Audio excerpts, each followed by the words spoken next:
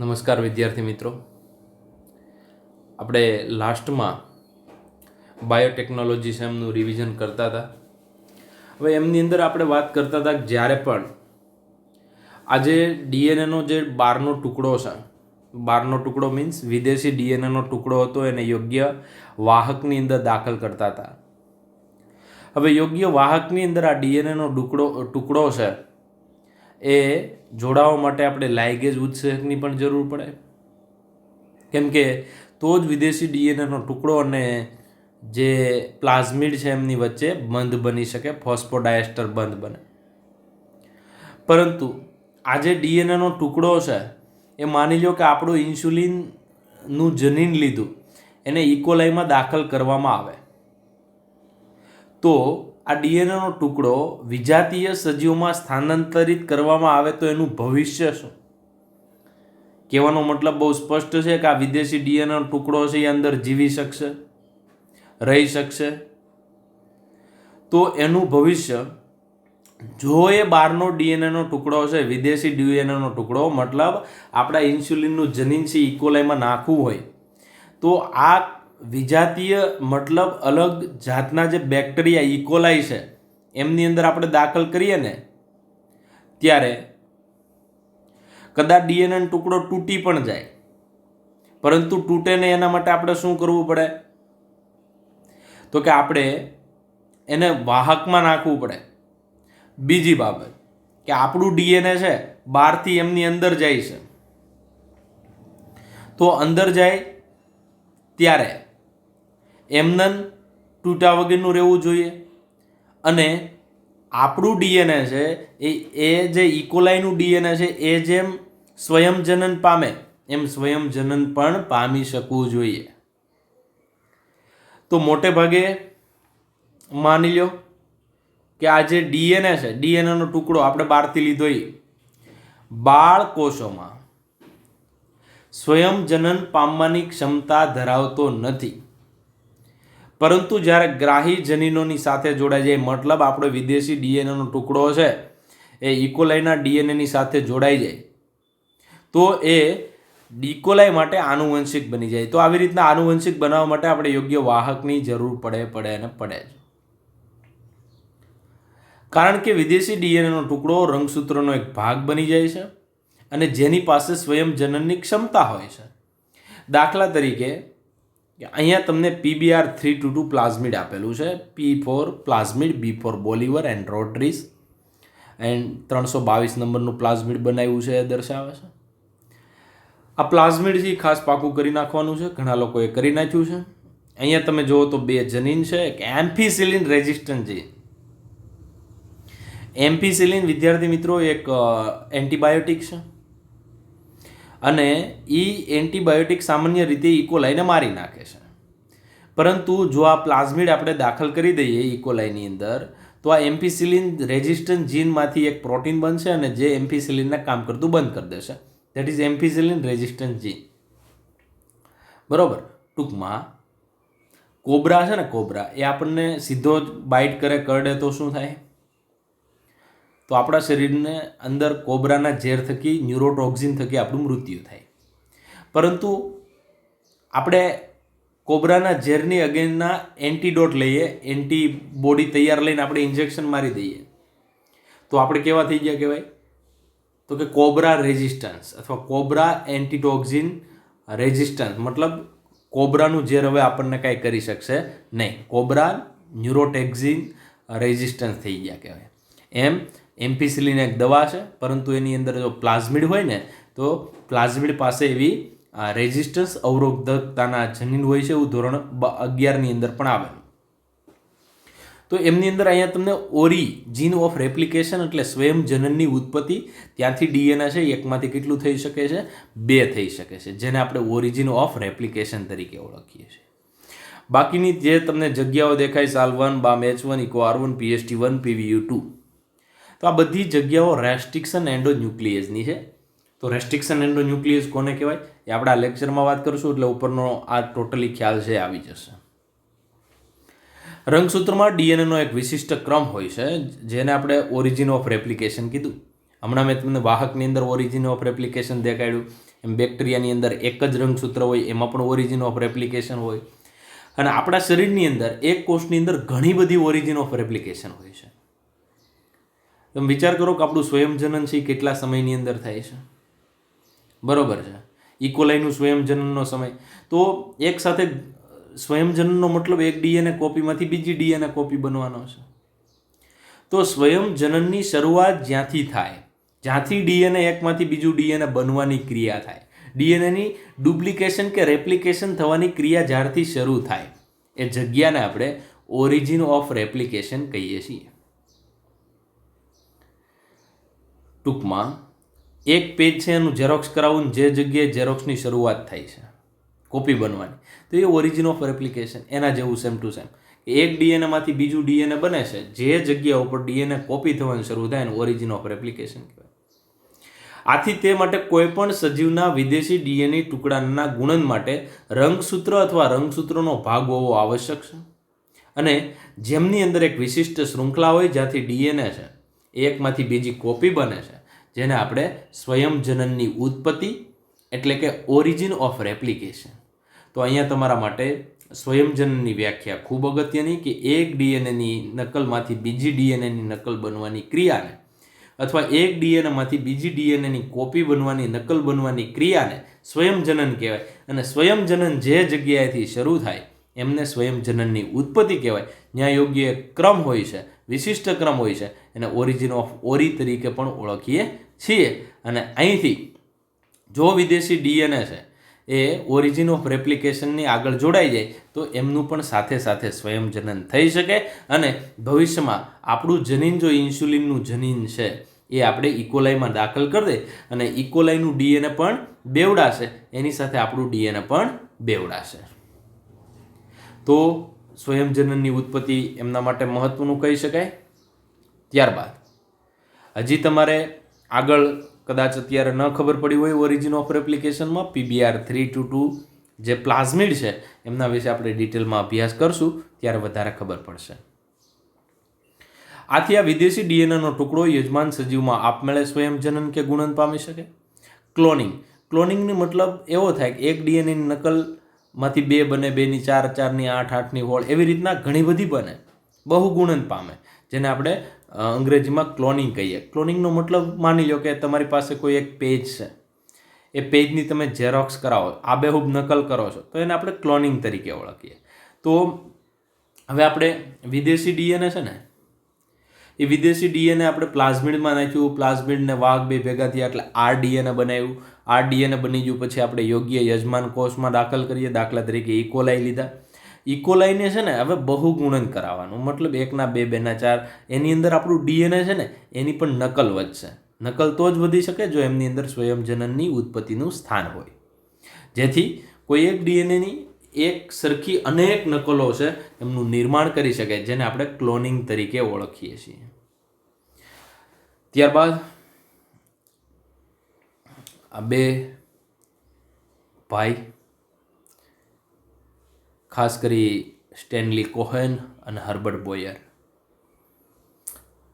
Stanley Cohen છે એમણે Nobel price 1986માં મેળવ્યું, ગ્રોથ ફેક્ટર ઉપર કામ કર્યું હતું. જ્યારે સ્ટેનલી કોહેન અને હર્બર્ટ બોયર બંને સૌ પ્રથમ આરડીએનએ છે, રિકોમ્બિનન્ટ ડીએનએ છે, પુનઃસંયોજિત ડીએનએ છે, એમનું નિર્માણ કર્યું. તો અહીંયા તમને 2 ફોટોગ્રાફ દેખાય છે, હર્બર્ટ બોયર છે અને આ સ્ટેનલી કોહેન છે. વિદ્યાર્થી મિત્રો, આ બંને વૈજ્ઞાનિકોનો પુનઃસંયોજિત ડીએનએ ટેકનોલોજીમાં ખૂબ જ અગત્યનો ફાળો છે. અને એ ફાળા વિશે આપણે હવે નેક્સ્ટ આકૃતિ દ્વારા સમજવાનું છે. તો વિદ્યાર્થી મિત્રો, આ બાયોટેકનોલોજી શબ્દ આપનાર, ધ બાયોટેકનોલોજી ટર્મ શબ્દ છે એ કારોલી અર્કી નામના વૈજ્ઞાનિકે આપ્યો, જે જર્મન છે, બરોબર છે, અને હંગેરિયન એગ્રીકલ્ચર એન્જિનિયર હતા, જેમણે સૌ પ્રથમ બાયોટેકનોલોજી શબ્દ છે એ વાપર્યો, શબ્દ આપ્યો, અથવા શબ્દ આપનાર બરાબર કારોલી અર્કી. ઘણી જગ્યાએ કારોલી અર્કીનું નામ એઝ અ ફાધર ઓફ બાયોટેકનોલોજીમાં પણ લખ્યું છે, પરંતુ આપણે આમ જોવા જઈએ તો પોલ બર્ગ છે એ બાયોટેકનોલોજીના પિતા છે. જો અહીંયા લખ્યું છે પોલ બર્ગ જનીન ઇજનેરી એટલે કે father of modern biotechnology Daniel Nathan છે, અને જનીનિક ઇજનેરી એટલે આરડીની ટેકનોલોજી છે એમના પિતાશ્રી પોલ બર્ગ છે. અહીંયા પોલ બર્ગ છે. તો સ્ટેનફોર્ડ યુનિવર્સિટીના સાયન્ટિસ્ટ સૌ પ્રથમ એણે રિકોમ્બિનન્ટ ડીએનએ, એમની સાથે હર્બર્ટ બોયર અને વાત કરી કોહેન સ્ટેનલી, એમણે અલગ રીતે કામ કર્યું. આમણે એસવી વાયરસ છે ને એમનું કામ કર્યું હતું. તો એક સજીવમાંથી બીજા સજીવની અંદર ડીએનએ ટ્રાન્સફર કરવા માટે પોલ બર્ગ છે એમનો આઈડિયા પણ જવાબદાર છે. એવી જ રીતને સ્ટેનલી કોહેન અને હર્બર્ટ બોયર છે એમનું નામ પણ છે. તો તમને એવો પ્રશ્ન પૂછે કે બાયોટેકનો શબ્દ કોને આપ્યો? કારોલ યર્કી, અને જનીન વિદ્યાના પિતા પોલ બર્ગ, અને મોડર્ન બાયોટેકનોલોજી એના પિતા છે ડેનિયલ નાથન છે. વિદ્યાર્થી મિત્રો, સૌ પ્રથમ આમાં એક શબ્દ સમજવા જેવો, ઇકોલાઈ બેક્ટેરિયા અને સાલ્મોનેલા. તમે એમનો આકાર જોઈ શકો, કશા જોઈ શકો, મોસ્ટ ઓફ નજીકના બેક્ટેરિયા છે. કેવા બેક્ટેરિયા છે? એકદમ નજીકના. મતલબ કહેવાનો મતલબ આમનું પ્લાઝમિડ આમાં જઈ શકે, કેમ કે નજીકની જાત છે ઇસેરિશિયા કોલાઈ અને સાલ્મોનેલા. એમાં પણ અહીંયા આપણે જે વાત કરવાની છે એ હર્બર્ટ બોયર અને કોહેન સ્ટેનલી, એણે જે પહેલી વાર પ્રયોગ કર્યો તો એમની વાત કરું છું, એ સમજાવું છું. પણ એની પહેલાં એક વસ્તુ યાદ રાખી લેવાની કે ઇકોલાઈ બેક્ટેરિયા અને સાલ્મોનેલા ટાઇફીમુરિયમ, આમાં જે બેક્ટેરિયા લીધેલા છે એ ખૂબ નજીકની જાતિઓમાં આવે છે. બરોબર છે. હવે પેલું અહીંયા આકૃતિ તમે જોઈ શકો. આ જે બેક્ટેરિયા છે, બરોબર છે, આ કોનું બંધારણ છે? સાલ્મોનેલા ટાઇફી છે. આમ તો સાલ્મોનેલા ટાઇફીમુરિયમ. સાલ્મોનેલા ટાઇફીમુરિયમમાં અહીંયા તમને પ્લાઝમિડ જોવા મળે. જો આ પ્લાઝમિડ, સાલ્મોનેલા ટાઇફીમુરિયમમાંથી પ્લાઝમિડ લીધું. પહેલો પોઈન્ટ હું લીધું, આ જે બેક્ટેરિયા છે સાલ્મોનેલા ટાઇફીમુરિયમ, એમાંથી અસલ પ્લાઝમિડ લીધું. આ પ્લાઝમિડ લીધું અને એની અંદર એન્ટીબાયોટિક પ્રતિરોધક જનીન દાખલ કર્યું. આવું કામ કોણે કર્યું? પહેલી વાર સ્ટેનલી કોહેન અને હર્બર્ટ બોયર. સાંભળજો ખાસ. એટલે કે પ્રથમવાર રિકોમ્બિનન્ટ ડીએનએનું નિર્માણ સાલ્મોનેલા ટાઇફીમુરિયમ, એટલે આ સાલ્મોનેલા ટાઇફીમુરિયમ નો અસલ પ્લાઝમિડ લીધો. પ્લાઝમિડ કેવું છે? તો કે વલયાકાર. વલયાકાર એટલે ગોળાકાર, બાહ્ય, extra cellular, extra chromosomal. Extra cellular નહીં પણ એક્સ્ટ્રા ક્રોમોઝોમલ, એટલે રંગસૂત્રીય ડીએનએ છે ને એમના કરતાં એક વધારાનું છે. એટલે વ્યવસ્થિત આ આકૃતિ જુઓ તો તમને ખ્યાલ આવે કે આ તમને એમનું ડીએનએ દેખાય. જો આ વચ્ચેનો ભાગ છે ને એમનું ડીએનએ છે. એમના ડીએનએ કરતાં વધારાનું ગોળાકાર ડીએનએ. બરોબર, રંગસૂત્રીય ડીએનએ કરતાં વધારાનું ગોળાકાર ડીએનએ, જેને આપણે પ્લાઝમિડ તરીકે ઓળખીએ છીએ. તો આ નેટિવ પ્લાઝમિડ વલયાકાર અને સ્વયંજનન પામી શકે. તો એના કેટલા લક્ષણો થયા? વલયાકાર, બાહ્ય રંગસૂત્રીય અને સ્વયંજનન પામવાની ક્ષમતા ધરાવે. હવે કોની અંદરથી? તો કે સાલ્મોનેલા ટાઇફીમુરિયમમાંથી વાહક પ્લાઝમિડ લીધું. એની અંદર કયું જનીન દાખલ કર્યું? તો કે એન્ટીબાયોટિક પ્રતિરોધક જનીનના ટુકડાને જોડીને થઈ શક્યું. તો અહીંથી આટલી આકૃતિ તમે જુઓ તો આ સાલ્મોનેલા ટાઇફીમુરિયમ, એનું પ્લાઝમિડ લીધું અને આ એન્ટીબાયોટિક પ્રતિરોધક જનીન. પરંતુ એમણે પહેલી વાર સ્ટેનલી કોહેન, હર્બર્ટ બોયરે પહેલી વાર બંનેને વાહક પ્લાઝમિડ અને એન્ટીબાયોટિક પ્રતિરોધક જનીન આ બંનેને કાપવા માટે રેસ્ટ્રિક્શન એન્ડોન્યુક્લિયેસ, એટલે કે ડીએનએની અંદર યોગ્ય જગ્યાએ પેલિન્ડ્રોમિક સિક્વન્સ એટલે યોગ્ય એક વિશિષ્ટ ક્રમ હોય ત્યાં જ કાપી શકે એવી આણ્વીય કાતર છે એમનો ઉપયોગ કર્યો. એ કોણે કર્યો હતો? Stanley Cohen, Herbert Boyer. આજે ડીએનએના ટુકડાને બંનેને, જો આ બંને એટલે કોણ? આ વાહક પ્લાઝમિડ અને એન્ટીબાયોટિક પ્રતિરોધક જનીન બંનેને કોનાથી કાપ્યા હતા? રેસ્ટ્રિક્શન એન્ડોન્યુક્લિયેસ. એક જ પ્રકારનો લીધો. ફોર એક્ઝામ્પલ ઇકો R1 છે તો બંનેની અંદર ઇકો R1 લીધો હતો. ચોક્કસ સ્થાનેથી કાપી નાખ્યું અને પછી આ ટુકડો થઈ ગયો, બંનેને યોગ્ય જગ્યાએ કાપ્યું એટલે અહીંયા કટ થઈ ગઈ. આને અહીંયા જુઓ તો અહીંયા કટ થઈ ગઈ, અહીંયા કટ, એક અહીંયા કટ થઈ ગઈ. કોનાથી કટ કાપ્યું? રેસ્ટ્રિક્શન એન્ડોન્યુક્લિયસ, મતલબ also known as molecular scissor, આણવીય કાતર તરીકે ઓળખાય. આ બંનેને જોડવા માટે, આ ટુકડાને, આને અને આ ટુકડાને જોડવા માટે એમણે લાઇગેઝ નામનો ઉત્સેચક લીધો. કયો લીધો? લાઇગેઝ.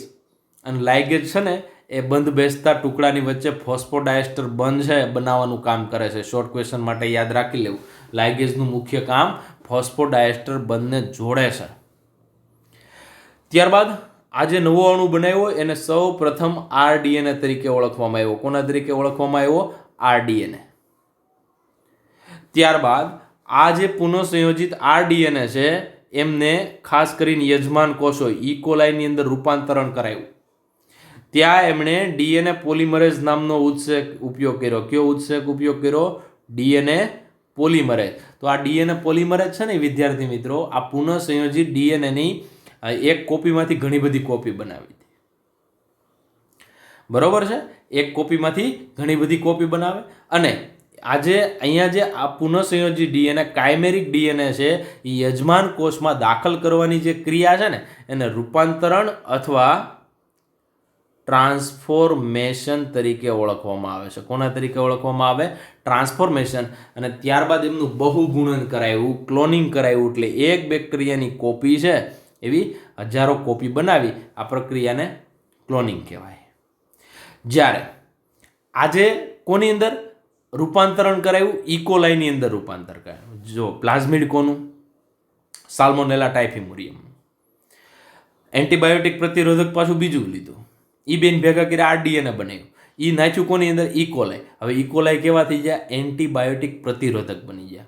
આમ પહેલી વાર કોઈ બીજી વ્યક્તિ, મતલબ બીજા જાતિના બેક્ટેરિયા, એનું જનીન એ નાખ્યું વાહક, એ પણ બીજાનું, અને નજીકની જાતમાં નાખ્યું એટલે એ ટકાવી શકે. આવું સૌ પ્રથમ ડીએનએનું વહન લાઇગેઝ, રેસ્ટ્રિક્શન એન્ડોન્યુક્લિયસ અને ડીએનએ પોલિમરેઝ આવા 3 ઉત્સેચકોનો ઉપયોગ કરી અને હર્બર્ટ બોયર અને સ્ટેનલી કોહેને સૌ પ્રથમ પુનઃસંયોજિત ડીએનએ બનાવ્યું અને યોગ્ય યજમાનની અંદર દાખલ કર્યું. તો આ મેઇન કન્સેપ્ટ છે. અહીંયા જે કંઈ તમારા ઉત્સેચક બુક પ્રમાણે લખવાના થાય, અહીંયા તો લાઇગેઝ લખેલો છે, અહીંયા ખાસ કરીને મેં વાત કરી હતી ડીએનએ પોલિમરેઝ, એક એડ કરી શકો.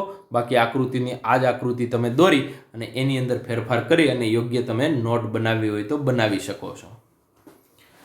વિદ્યાર્થી મિત્રો, અહીંયા લખેલું છે, આપણે જોયું એ બધું મેં તમને સમજાવ્યું, એક પછી એક અહીંયા લખેલું છે. તો તમને એવો પ્રશ્ન થાય કે અહીંયા પ્લાઝમિડ લેવાની જરૂર શું? પ્લાઝમિડનું કામ ઇન્જેક્શન જેવું છે. ઇન્જેક્શન આપણા શરીરમાં હોય જ દાખલ થાય, આખું ઇન્જેક્શન દાખલ ન થાય. મતલબ વાહકનું મુખ્ય કાર્ય શું? કે જે બહારનું ડીએનએ છે ને એને અંદર દાખલ લઈ જવા માટે જરૂરી છે. બરોબર છે? અથવા તો મચ્છર છે, એનું મુખ્ય કાર્ય આપણા શરીરની અંદર પ્લાઝ્મોડિયમનું વહન કરવાનું ને, વાહક છે. તો પ્લાઝમિડ છે એક વાહક તરીકે કામ કરે. વેક્ટર મતલબ એક જગ્યાએથી બીજી જગ્યાએ ડીએનએનો ટુકડાને લઈ જવાનું કામ કરે છે, જેને આપણે વાહક તરીકે ઓળખીએ, વેક્ટર તરીકે ઓળખીએ છીએ. સ્ટેનલી કોહેન, હર્બર્ટ બોયર 1972માં ઉપરયુક્ત કાર્યમાં એન્ટીબાયોટિક પ્રતિરોધક જનીનનું અલગીકરણ. એટલે પહેલાં તો એને શું જોઈએ? એન્ટીબાયોટિક પ્રતિરોધક જનીન જોઈએ, જે માટે તેમણે પ્લાઝમિડમાંથી ડીએનએનો ટુકડો કાપ્યો, જેમાં એન્ટીબાયોટિક પ્રતિરોધક પ્રદાન કરવા માટે જવાબદાર જનીનો હતા. એટલે આ એન્ટીબાયોટિક પ્રતિરોધકતાનું જનીન છે એ પ્લાઝમિડમાંથી લીધેલું. હવે પ્લાઝમિડ કોનામાંથી બીજું લીધું હતું? સાલ્મોનેલા ટાઇફિમુરિયમ. અને એક બાજુ શું હતું? એન્ટીબાયોટિક રેઝિસ્ટન્સ જીન હતું. એ બંનેને કોનાથી કાપે છે? તો કે બંનેને આણવીય કાતર તરીકે ઓળખાતા રેસ્ટ્રિક્શન ઉત્સેચકની શોધથી ડીએનએને વિશિષ્ટ જગ્યાએથી કાપવાનું શક્ય બની શક્યું. કાપેલા આ ડીએનએના ટુકડાને પ્લાઝમિડ સાથે જોડી દીધું અને આ પ્લાઝમિડ છે એને ડીએનએને વાહકની જેમ કાર્ય કરે, જેથી જોડાયેલ ડીએનએને સ્થાનાંતરિત કરે. મતલબ જે વાહક સાથે આપણે જે એન્ટીબાયોટિક જનીન છે એ જોડી દીધું, હવે એને યોગ્ય યજમાનમાં આપણે સ્થાનાંતર કરી શકીએ. સંભવત તમે જાણો છો કે મચ્છર કીટવાહક તરીકે વર્તી મેલેરિયાના પરોપજીવી જે પ્લાઝ્મોડિયમ છે એમને સ્થાનાંતર કરે છે. બસ આવી જ રીતે જે પ્લાઝમિડ વાહક છે, તો એ પ્લાઝમિડ વાહક વિદેશી ડીએનએ ટુકડાના યજમાન સજીવની અંદર મોકલવાનું કામ કરે છે. વિદ્યાર્થી મિત્રો, વાહક ડીએનએ છે, બરોબર, વાહક છે પ્લાઝમિડ, એક એવા પ્રકારના પસંદ કરવાના હોય છે જેની મદદથી આપણે જાણી શકીએ કે આપણું ડીએનએ રિયલમાં યજમાન કોષમાં ગયું છે, ત્યાં સ્વયંજનન પામી શકશે. આવી નાની નાની બાબતો છે એમને ધ્યાનમાં રાખવાનું હોય છે ને એ પ્રમાણે ગમે તે પ્લાઝમિડ ગમે તે વાહક છે એની પસંદગી કરવાની હોતી નથી. તમારું ડીએનએ બહારથી કેટલું અંદર લઈ જવું છે, બરોબર, ઓરિજિન ઓફ રેપ્લિકેશન છે, તમે અંદર આપણું ડીએનએ દાખલ થયું છે કે નથી થયું, આવા ઘણા બધા ક્રાઇટેરિયા છે, માપદંડો છે, એને ધ્યાનમાં રાખી યોગ્ય વાહકની પસંદગી કરવામાં આવે છે. વિદ્યાર્થી મિત્રો, ત્યારબાદ લાઇગેઝ અને પોલિમરેઝનો ઉપયોગ કર્યો છે. એન્ટીબાયોટિક જનીનને વાહક સાથે જોડવાનું કાર્ય, જો કોને કોને જોડવાનું કાર્ય, વાહક અને આરડીએનએ છે, મતલબ વિદેશી ડીએનએ છે, એન્ટીબાયોટિક રેઝિસ્ટન્ટ જીન છે, એ બંનેને જોડવાનું કામ લાઇગેઝ કરે છે. અને બંને જોડાઈ જાય એટલે એક નવા સ્વયં પ્રતિકૃતિવાળા પોતાની રીતે સ્વયંજનન પામી શકે એવા વલયાકાર ડીએનએનું ઇન વિટ્રો એટલે લેબોરેટરીમાં નિર્માણ થાય છે, જેને આપણે રિકોમ્બિનન્ટ ડીએનએ અથવા તો કાઇમેરિક ડીએનએ અથવા તો આરડીએનએ તરીકે ઓળખીએ. અને આ ટેકનોલોજી છે એને આરડીએનએ ટેકનોલોજી, રિકોમ્બિનન્ટ ડીએનએ ટેકનોલોજી તરીકે ઓળખીએ. તો રિકોમ્બિનન્ટ ડીએનએ ટેકનોલોજી એક બાયોટેકનોલોજીની મહત્વની ટેકનિક કહી શકાય. હવે આ જે રિકોમ્બિનન્ટ ડીએનએ બની જાય છે, એ બની જાય ત્યારબાદ એમને કોની અંદર ઇકોલાઈ બેક્ટેરિયા, કેમ કે આપણે પ્લાઝમિડ કોનું લીધું હતું, સાલ્મોનેલા ટાઇફીમુરિયમ, તો ટાઇફીમુરિયમનું તો એને દાખલ કરવા માટે કોનો આપણે ઉપયોગ કરશું, એના નજીકના બેક્ટેરિયા ઇકોલાઈનો. એવું સૌપ્રથમ કોણે કર્યું હતું, અર્બર્ટ અને કોહેન. કારણ કે ઇકોલાઈ છે, આ શોર્ટ ક્વેશ્ચન માટે પૂછાય, ઇકોલાઈ અને સાલ્મોનેલા એકબીજા સાથે નજદીકનો સંબંધ ધરાવે છે અને સ્થાનાંતરિત કરવામાં આવે છે. ત્યારબાદ તે નવા યજમાનમાં ડીએનએ પોલિમરેઝ, વાત કરીને કે આજે આરડીએનએ બની ગયું, એ આરડીએનએમાંથી હજારો કોપી કરવા માટે ડીએનએ પોલિમરેઝ નામના ઉત્સેચકની જરૂર પડે અને તો જ કોપી નંબર મેન્ટેન થાય. તો તમને અહીંયા પ્રશ્ન થાય કોપી નંબર એટલે શું? માની લો કે એક બેક્ટેરિયા છે એની અંદર પ્લાઝમિડની સંખ્યા 90 છે. કેટલી છે? 90 છે. તો આ 90 છે ને એ 90 એની કોપી નંબર થાય. તો એક કોપીમાંથી 90 બનાવવા માટે જે ઉત્સેચકની જરૂર પડે એને ડીએનએ પોલિમરેઝ કહેવાય, જે સ્વયંજનન કરાવવાની ક્ષમતા ધરાવે છે. એક ડીએનએની કોપીમાંથી બીજી ડીએનએ બનાવવાની અથવા એક નકલમાંથી બીજી નકલ બનાવવાની ક્ષમતા ધરાવે છે. તો પહેલાં લાઇગેઝનું કામ કહેવાનું, ત્યારબાદ ડીએનએ પોલિમરેઝનું કહેવાનું, અને હવે ઇકોલાઈ કેવા બની ગયા છે, એમાં નવું ડીએનએ આવ્યું, એન્ટીબાયોટિક રેઝિસ્ટન્ટ જીન ધરાવે છે. તો હવે જે antibiotic gene, for example tetracycline resistant gene છે, તો ટેટ્રાસાયક્લિન દવા ઇકોલાઈ સામાન્ય રીતે છે તો એને મારી નાખશે, પરંતુ એની અંદર હવે આપણે વાહક ડીએનએ સાથે એન્ટીબાયોટિક રેઝિસ્ટન્સ, એમાં ખાસ કરીને ટેટ્રાસાયક્લિન રેઝિસ્ટન્ટ જીન દાખલ કર્યું છે, તો ઇકોલાઈ ટેટ્રાસાયક્લિનની સામે જીવી શકશે. મતલબ ઇકોલાઈ છે એ ટેટ્રાસાયક્લિન રેઝિસ્ટન્સ બની ગયા. તો વિદ્યાર્થી મિત્રો, આવી રીતના મહત્વનું કામ થયું. ઇકોલાઈમાં એન્ટીબાયોટિક અવરોધક જનીનની અનેક નકલો બનાવવાની ક્ષમતા, ઇકોલાઈમાં એન્ટીબાયોટિક જનીનનું ક્લોનિંગ કહેવાય, ઘણી બધી કોપી બનાવે. અને તમે અનુમાન લગાવી શકો જનીન પરિવર્તિત સજીવો એટલે જેનેટિકલી મોડિફાઈડ ઓર્ગેનિઝમના નિર્માણ માટે 3 મહત્વના સ્ટેપ છે. તો એ 3 સ્ટેપ એક પછી એક જોઈએ. 3 સ્ટેપની અંદર પહેલું સ્ટેપ, ઇચ્છિત જનીનયુક્ત ડીએનએની ઓળખ. ઇચ્છિત એટલે શું? માની લો કે મારે આપણા શરીરમાંથી કોઈ ગ્રોથ ફેક્ટર છે, એન્ટી હિમોફિલિક ગ્લોબ્યુલિન છે, એ બનાવવું છે, તો આપણા શરીરમાંથી પહેલાં એન્ટી હિમોફિલિક ગ્લોબ્યુલિન છે ને એનું ડીએનએ કાઢવું પડે. એટલે પહેલાં તો આપણા કોષની અંદરથી ડબલ્યુબીસી અથવા તો બીજા કોઈ કોષો લેવાના, આરબીસી ન લઈ શકાય કેમ કે એમની અંદર કોષ કેન્દ્ર જ ન હોય, ડીએનએ જ ન હોય. હાલો ચામડીના કોષો લીધા, ચામડીના કોષોમાં ડીએનએ હોય તો કે હા, ઈ ડીએનએ લેવાનું, એમાં પાછા કયા રંગસૂત્ર ઉપર છે એ જોવાનું, એમાંથી પાછું વિદ્યાર્થી મિત્રો ઈચ્છિત જનીનયુક્ત ડીએનએ આપણે જે AH જેનું ફેક્ટર છે એ કયા રંગસૂત્ર અને કયા ડીએનએમાં છે એની યોગ્ય ઓળખ કરવી પડે અને એમાંથી યોગ્ય ડીએનએને બહાર કાઢવું પડે. બહાર કાઢવાનું, એને વાહકમાં નાખવાનું. વાહક પ્લસ ડીએનએ છે અને બંનેને કોની અંદર, તો કે અહીંયા યલો કલરનો ભાગ દેખાય છે, ઓળખ પામેલા ડીએનએનો યજમાન કોષમાં પ્રવેશ કરાવવાનો. બરોબર છે? કોની અંદર? યજમાન કોષની અંદર પ્રવેશ કરાવવાનો. ત્યારબાદ વિદ્યાર્થી મિત્રો કે પ્રવેશેલા ડીએનએની યજમાનમાં જાળવણી અને આગળ એની સંતતિ છે એમની અંદર સ્થળાંતરણ થાય એમનું પણ ખાસ ધ્યાન રાખવાનું છે. તો વિદ્યાર્થી મિત્રો પહેલાં ઈચ્છિત ડીએનએની ઓળખ કરવાની, ઓળખ થઈ જાય ડીએનએનું પછી પ્લાઝમિડમાં નાખવાનું, પ્લાઝમિડમાં નાખી યજમાનમાં પ્રવેશ કરાવેલો અને યજમાનમાં પ્રવેશ થઈ જાય, બરોબર છે, ત્યારબાદ એનું ક્લોનિંગ કરવાનું, મતલબ આગળની સંતતિમાં ડીએનએનું સ્થળાંતર કરાવવાનું. તો આવી નાની નાની બાબત છે એ અંતે આમ જુઓ ડિટેલમાં જુઓ તો આ 3 સ્ટેપના 7 સ્ટેપ થાય છે. એ પાછળ આપણે ભણવાના છે, બરાબર, પણ સામાન્ય રીતે કેટલા સ્ટેપ કહેવાય? 3. 3ના કેટલા ડિટેલમાં જઈએ તો 7 સ્ટેપ થાય છે. એમના સિવાય આખું જો તમારે રીકોમ્બિનન્ટ ડીએનએ ટેકનોલોજી કરવી હોય, મતલબ એક વસ્તુ માની લો બીટી કોટન કપાસ બનાવવો છે, તો બીટી કોટન કપાસી તમારે જ્યારે બનાવવો હોય ને તો એમના માટે અલગ અલગ ઉપકરણોની જરૂર પડે, બરોબર છે? તો કયા કયા ઉપકરણો છે એની આપણે વાત કરીએ.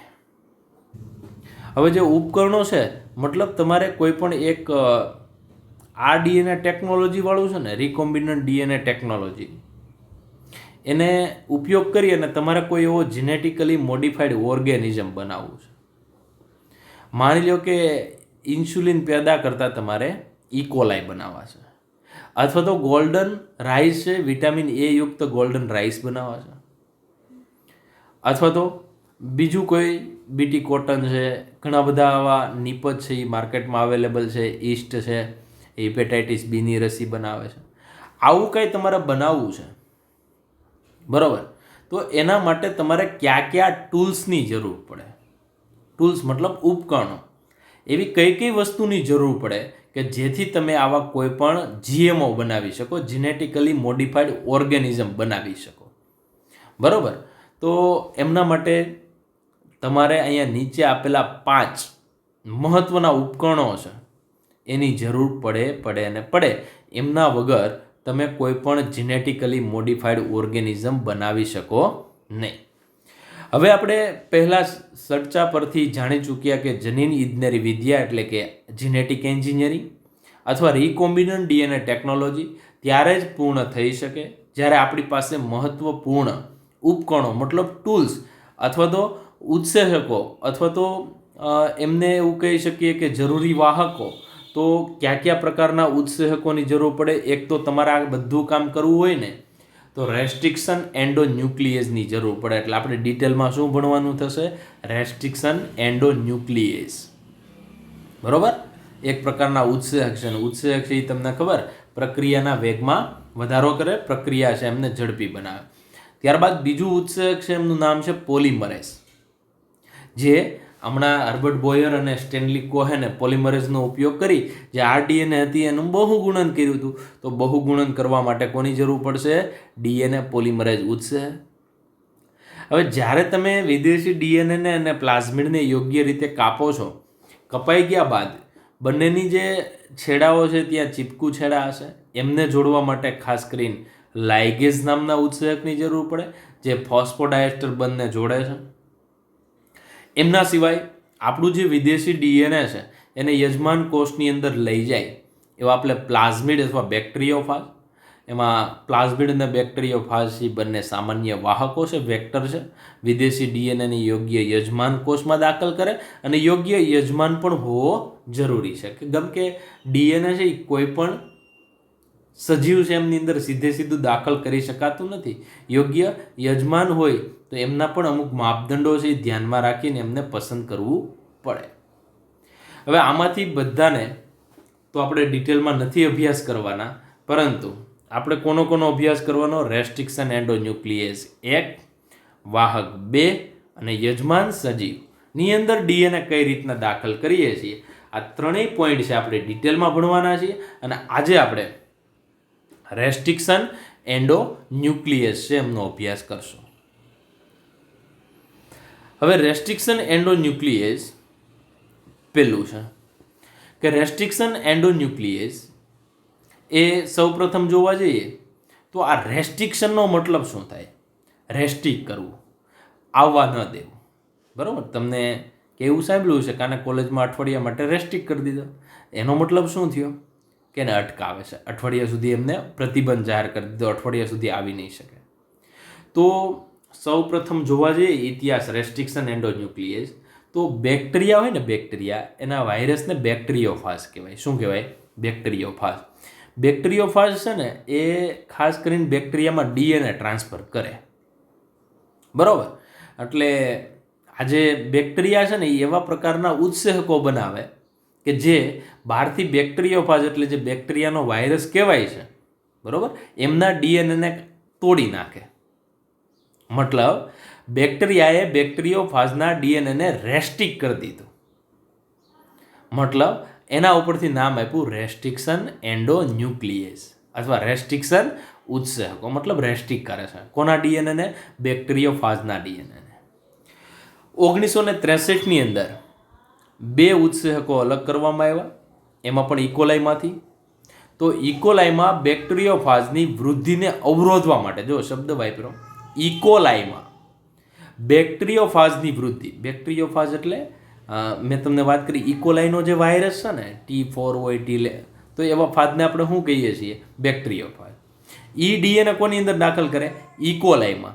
તો ઈ બેક્ટેરિયોફાજના ડીએનએને ઇકોલાઈ છે અવરોધે, અંદર આવવા ન દે, અને કદાચ આવે તો એને તોડી નાખે.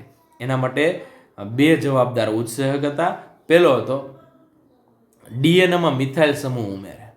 એટલે 2માંથી સપોઝ પોતાનું ડીએનએ છે અને બેક્ટેરિયોફાજનું ડીએનએ બહારથી આવ્યું, એ 2 ડીએનએમાંથી પોતાનું ડીએનએને ઓળખવા માટે મિથાઇલ સમૂહ ઉમેરનારો મિથાઇલેસ, અને જે ઓળખ થઈ ગઈ, ખબર પડી ગઈ કે આ બહારનો વાયરસ છે, એનું ડીએનએ છે, એને તોડવા માટે રેસ્ટ્રિક્શન એન્ડોન્યુક્લિયસ છે એમને ઓળખવામાં આવ્યો. તો વિદ્યાર્થી મિત્રો, મિથાઇલેસ, બરોબર, મિથાઇલ સમૂહ ઉમેરનારો, મિથાઇલેશન કરનારો ઉત્સેચક, અને રેસ્ટ્રિક્શન એન્ડોન્યુક્લિયસ. આમ 1963ની અંદર 2 ઉત્સેચકો ઇકોલાઈમાંથી અલગ કરવામાં આવ્યા. કેમ કે રેસ્ટ્રિક્શન એન્ડોન્યુક્લિયસ આ દુનિયામાં ફક્ત ને ફક્ત આદિકોષ કેન્દ્રી સજીવો જ પેદા કરે છે. સુકોષ કેન્દ્રી ફૂગ, લીલ, પ્રાણી, વનસ્પતિ કોઈ પણ રેસ્ટ્રિક્શન એન્ડોન્યુક્લિયસ પેદા કરી શકતા નથી. હવે આપણે વાત કરવાની છે પ્રથમ રેસ્ટ્રિક્શન એન્ડોન્યુક્લિયસ છે HindII. નામ શું? HindII. એટલે આ HindII છે એમની અંદર આ H છે ને એ બેક્ટેરિયાની પ્રજાતિનો પહેલો અક્ષર છે. આ N હિમોફિલસ ઇન્ફ્લુએન્ઝા. આ ડી એટલે આ ત્રીજો અક્ષર છે ને એમની જાત દર્શાવે છે. અને એમાંથી દૂર કરેલો આ કેટલામાં નંબરનો ઉત્સેચક? 2જા નંબરનો ઉત્સેચક. તો પ્રથમ રેસ્ટ્રિક્શન એન્ડોન્યુક્લિયસ કઈ રીતના નામકરણ થાય એ હમણાં પાછું આપણે જોઈએ. તો પ્રથમ રેસ્ટ્રિક્શન એન્ડોન્યુક્લિયસ છે વિદ્યાર્થી મિત્રો, એની શોધ થઈ, એ પહેલો શોધાયેલ છે, એમનું નામ HindII છે. અને આ HindII છે ને એ યોગ્ય ન્યુક્લિયોટાઇડના વિશિષ્ટ ક્રમ ઉપર કાપ મૂકે છે, ગમે ત્યાં કાપ નથી મૂકતો. પેલા ઓળખ થઈ, 5 વર્ષ પછી અલગ કરાયો, મતલબ અલગીકરણ કર્યો, છૂટો પાડ્યો. તો એને છૂટો પાડ્યો હિમોફિલસ ઇન્ફ્લુએન્ઝામાંથી અંદાજિત ખાસ કરીને 5 વર્ષ બાદ ઓળખવામાં આવ્યો. અને આજે HindII છે ને ચોક્કસ બિંદુ ઉપર કાપ મૂકે છે, ગમે ત્યાં કાપ નથી મૂકતો, ડીએનએમાં ચોક્કસ જગ્યાએથી કાપ મૂકે. અને જે જગ્યાએ કાપ મૂકે છે ને એને ઓળખ જગ્યા કહેવાય. શું કહેવાય? ઓળખ. ઓળખ ક્રમને ઇંગ્લિશમાં કહેવાય રિકોગ્નિશન સિક્વન્સ. કઈ સિક્વન્સ કહેવાય? Recognition sequence. એટલે HindII છે ને એ ડીએનએમાં ગમે ત્યાં કાપ નથી મૂકતો. કઈ જગ્યાએ કાપ મૂકે છે? એવા 6 બેઝ છે. તો એ 6 બેઝ ક્યાં ક્યાં? તો કે આ હિમોફિલસ ઇન્ફ્લુએન્ઝા, બરોબર છે. આ હિન્દ એટલે એચ એટલે કોનો એચ? આ હિમોફિલસ નો એચ, પેલો અક્ષર કેપિટલ, બરોબર. આઈએનમાંથી હું લીધું? તો કે ઇન્ફ્લુએન્ઝામાંથી આઈએન લીધું. અને ડી છે ને, આરડી એની સ્ટ્રેન્ડ છે, એમાંથી હું લીધું? ડી લીધું. અને હિમોફિલસ ઇન્ફ્લુએન્ઝામાંથી બીજા નંબરનો ઉત્સેચક દૂર કરેલો છે, એના માટે શબ્દ વાપર્યો 2. આમ નામ આપવામાં આવ્યું હિન્દ 2. જો આવી રીતના હિમોફિલસ ઇન્ફ્લુએન્ઝા જે બેક્ટેરિયાની જાત છે એમાં આરડીમાંથી જો ત્રીજો કાઢવામાં આવે તો હિન્દ 3, ચોથો ઉત્સેચક મળે તો હિન્દ 4, પાંચમો મળે તો હિન્દ 5. આવી રીતના અલગ અલગ ઉત્સેચકનું નામકરણ કરવામાં આવે. તો નામકરણનો પહેલો અક્ષર છે ને વિદ્યાર્થી મિત્રો, એ આ છે ને કોઈ પણ નામકરણ કેરોલસ લિનિયસ પ્રમાણે પ્રજાતિ કહેવાય. ઇન્ફ્લુએન્ઝા શું કહેવાય? જાતિ. અને આ એમની શું કહેવાય? જાત કહેવાય, અથવા અંગ્રેજીમાં સ્ટ્રેન કહેવાય. તો પહેલો એક અક્ષર કેપિટલ કરવાનો ની પ્રજાતિમાં જ લેવાનો, જાતિમાંથી આગળના 2 શબ્દો લેવાના અને જાતનો એક અક્ષર લેવાનો. અને ત્યારબાદ કેટલા નંબરનો ઉત્સેચક દૂર કરેલો છે એ ખાસ કરીને લખવાનું, એ રોમન આંકડામાં દર્શાવાય. આવી રીતના કોઈ પણ રેસ્ટ્રિક્શન એન્ડો ન્યુક્લિયસનું નામકરણ કરવામાં આવે. હવે જે પહેલો અહીંયા તમે જુઓ ને, તો પહેલો એન્ઝાઇમ કયો? તો કે હિન્દ 2 છે, એમની શોધ થઈ. અને અહીંયા તમે જોશો તો વિદ્યાર્થી મિત્રો 6 તમને આંકડા દેખાય. આ 1, આ 2, આ 3, આ 4, 5 અને 6. એટલે 1, 2, 3, 4, 5 અને 6. 6 અલગ અલગ બેઝ છે ને, એને જ ઓળખે. એટલે કોને ઓળખે? તો કે GTC, GAC. તો જીની સામે શું હોય? તો જી સામે હંમેશા C આવે, ટી સામે હંમેશા ટી હોય તો A આવે, C હોય તો G આવે, G હોય તો C આવે, A હોય તો T આવે અને C હોય તો G આવે. પરંતુ વિદ્યાર્થી મિત્રો અહીંયા તમે જુઓ ને, તો આને હું 5 પ્રાઇમ કહું તો આ છેડાને 3 પ્રાઇમ કહું, અહીંયા 3 પ્રાઇમ આવશે તો અહીંયા 5 પ્રાઇમ આવશે. તો આ બે સિક્વન્સ છે ને, એ 5 પ્રાઇમ ટુ 3 પ્રાઇમ કોઈ પણ દિશામાં વાંચો તો બે શૃંખલા સમાન થાય. જો અહીંથી હું આવી રીતના આમ વાંચીશ, મતલબ G આવ્યો, T આવ્યો, C આવ્યો, G A C. એની સામે પાછું ઊંધું વાંચું તો G T C G A C. ટૂંકમાં હું કોઈ પણ રીતે આમ પણ વાંચું અને આમ પણ વાંચું, બંને બાજુથી સમાન રીતે વાંચી શકાય ને, આવી શૃંખલાને પેલિન્ડ્રોમિક સિક્વન્સ કહેવાય. કઈ શૃંખલા કહેવાય? Palindromic sequence. દાખલા તરીકે મલયાલમ, બરોબર છે? સરસ. તો આગળ વાંચું પાછળ વાંચું થાય હું સરસ. મલયાલમ, બરોબર છે? મલયાલમ, બે બાજુથી વાંચો મલયાલમ જ થાય. એમ આવા ઘણા બધા ઉદાહરણ છે જે તમને ખબર છે સારી રીતના. તો બે બાજુથી સમાન રીતે વાંચી શકાય. 5 prime two 3 prime, again 5 prime two 3 prime. Forward and reverse sequence, બંનેને હું કોઈ પણ રીતે વાંચું સમાન વચાતી હોય તો આવી શૃંખલાને પેલિન્ડ્રોમિક સિક્વન્સ કહેવાય. અને પેલિન્ડ્રોમિક શૃંખલા હોય ને, એ એમને આવા એન્ડોન્યુક્લિયસ ઉત્સેચકો છે ને એ ઓળખતા હોય છે.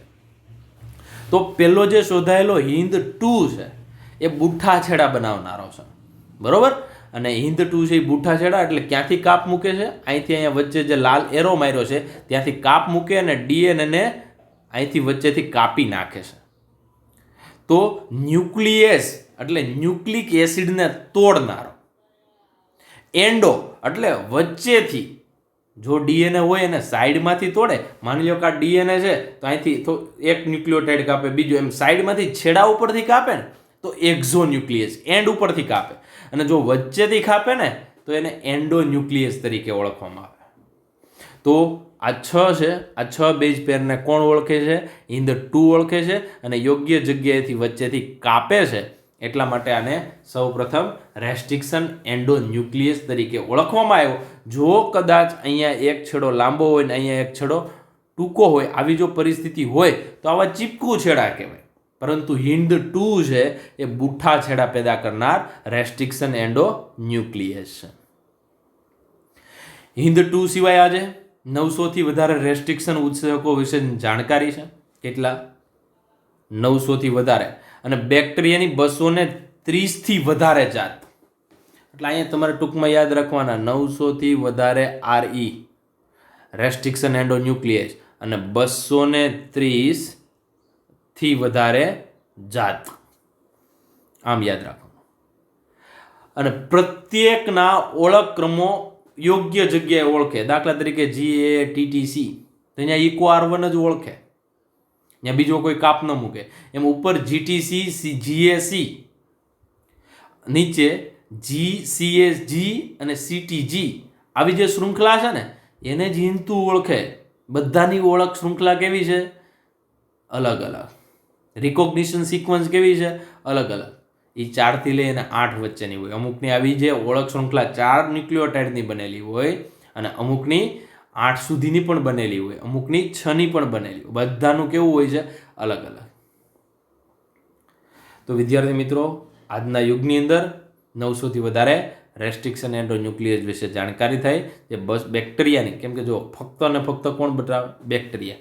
તો તમને એમ લખેલું હોય ને, જો ફૂગ રેસ્ટ્રિક્શન એન્ડોન્યુક્લિયસ, ફૂગની એટલી જાત, વાયરસની એટલી જાત, પ્રજીવોની એટલી જાતમાંથી રેસ્ટ્રિક્શન, ખાલી બેક્ટેરિયા લખ્યું? ફક્ત ને ફક્ત બેક્ટેરિયા જ રેસ્ટ્રિક્શન એન્ડોન્યુક્લિયસ છે એ બનાવે છે. ત્યારબાદ ઉત્સેચકના નામકરણની પરંપરા. કોઈ પણ રેસ્ટ્રિક્શન એન્ડોન્યુક્લિયસ છે તો ફોર એક્ઝામ્પલ હું તમને એક નામ આપું છું, ઇકો R1. ઇકો R1 બરોબર છે, રેસ્ટ્રિક્શન એન્ડોન્યુક્લિયસ છે. તો એનું નામકરણ આપવું હોય તો પહેલો ઈ જો તમને દેખાય છે, બરોબર છે, આ તો ઈ કોનો છે? ઇસેરિશિયા કોલાઈ. ઇસેરિશિયા કોલાઈ એટલે પ્રથમ અક્ષર પ્રજાતિમાંથી લેવાનો. જો આ ઇસેરિશિયા પ્રજાતિનું નામ છે, એમાંથી ઈ લીધો. ત્યારબાદ કોલાઈ, કોલાઈનો સીઓ લીધો, એટલે પછીના કેટલા અક્ષર લેવાના? 2 અક્ષર લેવાના. તો જ્યારે બીજા 2 અક્ષરો આદિકોષ કેન્દ્રીની જાતિમાંથી લેવામાં આવ્યો એટલે જાતિ કઈ થઈ? કોલાઈ.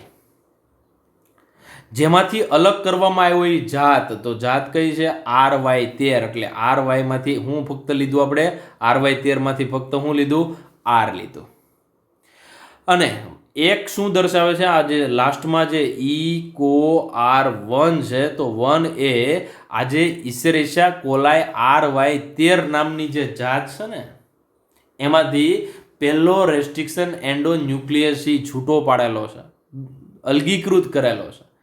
તો અહીંયા તમે કોઈ પણ રેસ્ટ્રિક્શન એન્ડોન્યુક્લિયસનું ઉદાહરણ જો, ઇકો R1, તો E ફોર ઇસેરિશિયા પ્રજાતિનું નામ છે, CO ફોર કોલાઈ જાતિનું નામ છે, R બરાબર RY13 એ જાતનું સ્ટ્રેનનું નામ છે. જો અહીંયા કદાચ પૂછે તો આ શું દર્શાવે? સ્ટ્રેન દર્શાવે, જાત દર્શાવે છે. તો RY13 અને રોમન આંકડો જે દર્શાવે છે, પાછું હું તમને એમ લખું કે ઇકો R2, તો અહીંયા 2 નો મતલબ શું થયો? કે આ જે ઉત્સેચક છે ઇસેરિશિયા કોલાઈ RY13 જાત છે, એમાંથી બીજા નંબરનો ઉત્સેચક છે એમને દૂર કરેલો છે, અલગીકૃત કરેલો છે. ત્યારબાદ વિદ્યાર્થી મિત્રો, અહીંયા તમે જોઈ શકો ઇકો R1 માં અક્ષર R જાતમાંથી લઈ લીધો, ત્યાર પછીના રોમન અંક બેક્ટેરિયાની જે તે જાતમાંથી કયા ક્રમનો ઉત્સેચક અલગ કરવામાં આવ્યો છે તે દર્શાવે છે. ત્યારબાદ રેસ્ટ્રિક્શન એન્ડોન્યુક્લિયસ તમે જુઓ તો 2 પ્રકારના છે. આમ તો ન્યુક્લિયસ DNA ને RNA ને તોડે ને ન્યુક્લિયસ કહેવાય, બરોબર? DNA કે RNA ને તોડે એને શું કહેવાય? ન્યુક્લિયસ. જો એમાં સપોઝ આ 2 પ્રકાર, આ ન્યુક્લિયસ છે, એના 2 પ્રકાર, એન્ડોન્યુક્લિયસ અને એક્ઝોન્યુક્લિયસ. તો આ બંનેની આકૃતિમાં વ્યવસ્થિત તફાવત તમે જોઈ શકો છો કે DNA ની જો વચ્ચે તોડે ને, આ DNA છે તેની વચ્ચે તોડે તો એન્ડોન્યુક્લિયસ. ઇન્ટરનલ કટ, જો ઇન્ટરનલ કટ એટલે વચ્ચે કાપ મૂકે તો એન્ડોન્યુક્લિયસ, અને જો સાઈડમાં કાપ મૂકે ને છેડા ઉપર તો એને શું કહેવાય? એટલે લખ્યું nucleotide remove from the end. છેડા ઉપરથી જો ન્યુક્લિયોટાઇડને દૂર કરે, મતલબ ATGC એ કોઈ પણને છેડા ઉપર દૂર કરે ને, તો એને આપણે એક્ઝોન્યુક્લિયસ તરીકે ઓળખીએ છીએ. એટલે આ પેરેગ્રાફ પણ હવે ક્લિયર થવો જોઈએ કે ન્યુક્લિયસ DNA કે RNA ને કાપનારા ઉત્સેચકને શું કહેવાય?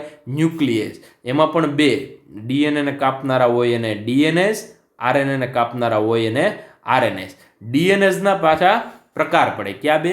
એક્ઝોન્યુક્લિયસ અને એન્ડોન્યુક્લિયસ. એન્ડો એટલે ડીએનએ ને વચ્ચે, એન્ડો એટલે અંદરની બાજુ, એક્ઝો એટલે બહારની બાજુએ. જો છેડા ઉપર કાપે તો એક્ઝોન્યુક્લિયસ અને વચ્ચેથી કાપે તો એન્ડોન્યુક્લિયસ. તો આવી વાત કરવી શા માટે આપણા માટે આવશ્યક છે?